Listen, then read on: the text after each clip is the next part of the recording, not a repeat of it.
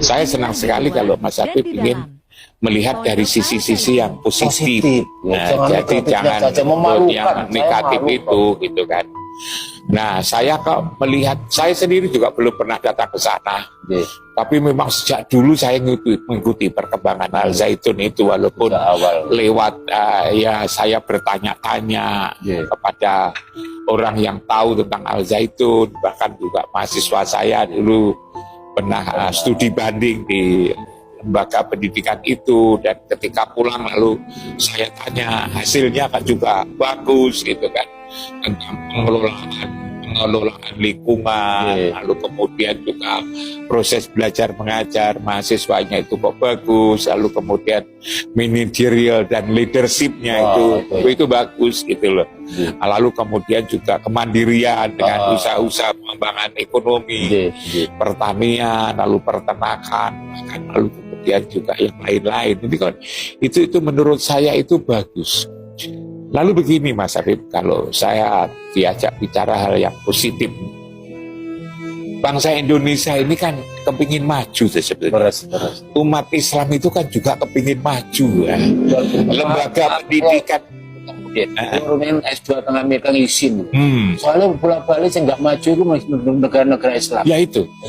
Mereka itu ingin maju, lembaga pendidikannya ingin maju, ekonominya maju, sains teknologi maju, agamanya itu juga fungsional gitu. Artinya bisa memperbaiki, bisa memperbaiki akhlak. Ingin seperti itu. Karena itu ketika saya dengar Panji Gumilang dari jauh, saya juga merasakan seperti itu. Seperti yang saya ceritakan Mas Habib ketika saya bersama-sama Prof. Malik, ya, Pak Tianto, Pak Muhajir, ngurus UMM itu ya seperti itu. Lalu kemudian ketika saya ngurus UIN, saya kira apa yang dilakukan oleh si Panji Gumilang itu saya kira adalah semangat kemajuan itu. Saya kira itu semangat kemajuan. Ya, intinya. Hanya lalu kemudian problemnya kan pendanaan, Mas Habib. Problemnya pendanaan. Ya kalau itu negeri kan, kita tinggal minta aja kepada kementerian. Ini kan swasta. Lalu kemudian ketika swasta itu apapun kan harus cari sendiri. Misalnya uang cari sendiri, tanah juga nyari sendiri, gedung juga bangun sendiri, kan itu kan. Dosen, guru-guru, dosen juga harus mencari sendiri, juga harus nyekolahkan, dan ketika dapat juga harus dibayari sendiri, mereka harus dihidupi, kan begitu kan. Nah, lalu kemudian juga saya waktu itu, sekarang kasusnya Panji Gumilang. Panji Gumilang kan juga tidak melupakan negara.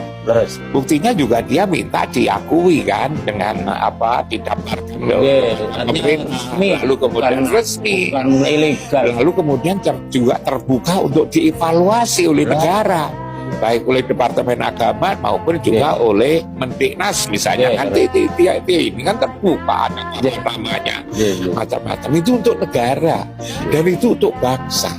Coba kita bayangkan betapa beratnya ya seorang Panji Gumilang itu untuk mengusahakan, dan itu lalu kemudian berhasil bisa punya tanah 1000 hektar lebih gitu kan. Itu kan bukan gampang mencari ini. Lalu kemudian tentang caranya bagaimana? Ya caranya ya tanya kepada hatinya, tanya kepada otaknya. Kita juga harus mencari cara, sebab dia juga nunggu juga tidak mungkin. Panji Gumilang menunggu gitu juga siapa yang akan memberi.